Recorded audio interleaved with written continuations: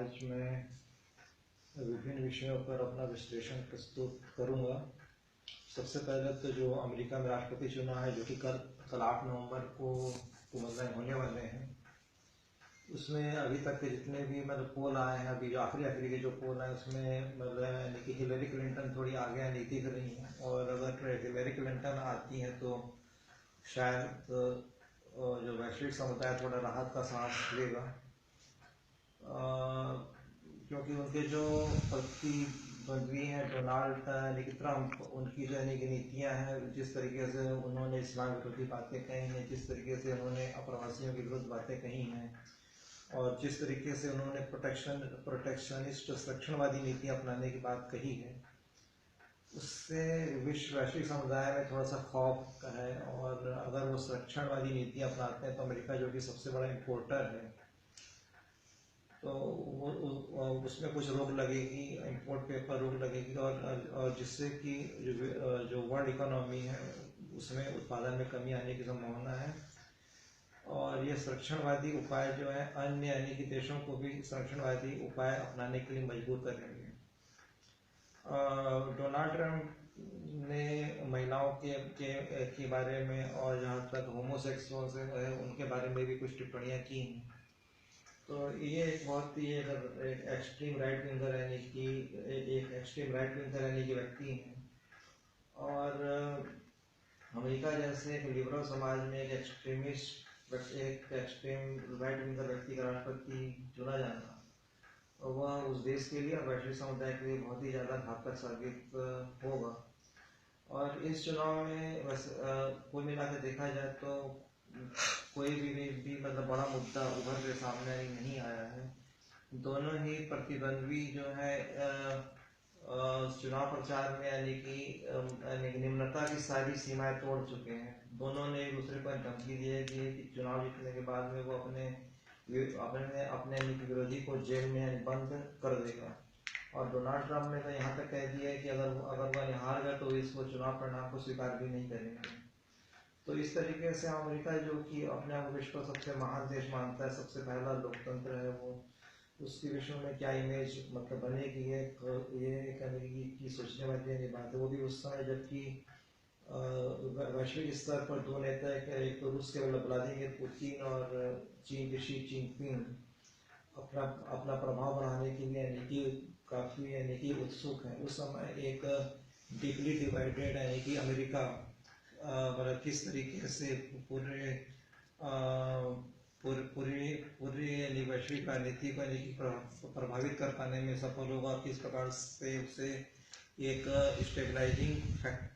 Stabilise कर पाने में अपना अपने भूमिका निभा पाएगा, ये एक देखने वाली बात होगी। आज का मेरा जो है कि दूसरा विषय है वो भारत के सबसे बड़े कॉर्पोरेट ग्रुप टाटा ग्रुप में जो कॉर्पोरेट वॉर चल रही है उसके बारे में है। 5 लाख करोड़ के टर्नओवर का ये ग्रुप एक तरीके से भारत का एक नेशनल यानी कि प्राइड है, भारत की मतलब पहचान है। और जिस तरीके से साइरस मिस्त्री को टाटा सन्स से मतलब हटाया गया है, उससे कॉर्पोरेट शासन जो है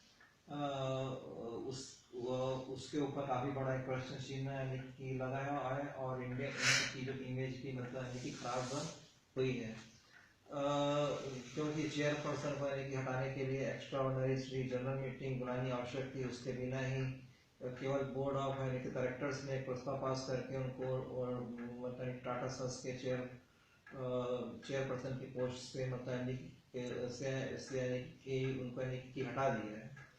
ये बेसिकली जो रतन टाटा जो पूर्व चेयरमैन थे और साइरस मिस्त्री दोनों की रणनीति है, दोनों की जो कार्यप्रणाली है उसका अंतर करने की परिणाम है।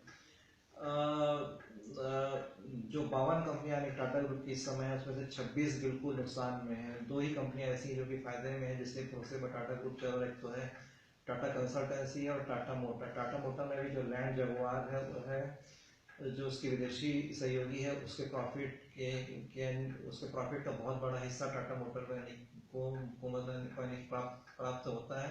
तो टीसीएस और टाटा मोटर यही तो ऐसी कंपनियां ऐसी हैं जो कि बहुत ज़्यादा अच्छा कार्य कर रही हैं। बाकी सारी कंपनियां मेडिवर परफॉर्मेंस पे, और 26 कंपनियां तो बिल्कुल लॉस पे हैं। रतन टाटा ने जब इस ग्रुप को की छोड़ा तो उस समय उनकी अप्रोच बहुत ज़्यादा प्रोफेशनल अप्रोच यानी कि नहीं थी। टाटा स्टील ने मतलब कोरस को मतलब लिया और उसके बाद फिर स्टील के प्राइस कम हुए और कोरस कंपनी भी नुकसान में आ गई और टाटा स्टील खुद भी नुकसान में मतलब आ गई। तो इस तरीके से उस टाटा स्टील की जो बैलेंस शीट है वो बिल्कुल ब्लीड कर रही है। और इसी प्रकार से जो मतलब इंडियन होटल में भी यानी कि अमेरिका में जा करके एक होटल चेन को मतलब यानी कि लिया गया है। कुल मिला करके जो यानी कि टाटा ग्रुप की जो यानी कि कंपनियां, चाहे वो टाटा केमिकल हो या वो टाटा स्टील हो, बहुत ज़्यादा अच्छा परफॉर्मेंस नहीं मतलब नहीं कर पा रही हैं। तो साइरस मिस्त्री यानी कि चाहते थे कि यानी कि मतलब कोरस को यानी कि मतलब बेच दिया जाए।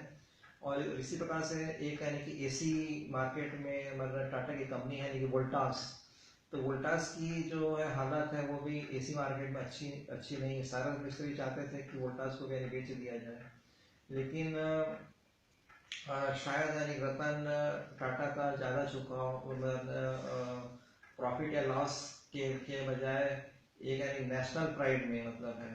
वो अब यानी कि प्रोफेशनलिज्म के बजाय शायद कुछ चैरिटेबल बेसिस पे इस ग्रुप को चलाना यानी चाहते थे। यहीं से टकराव प्रारंभ यानी कि हुआ और जिसकी कीमत साइरस मिस्त्री को यानी कि चुकानी यानी पड़ी है।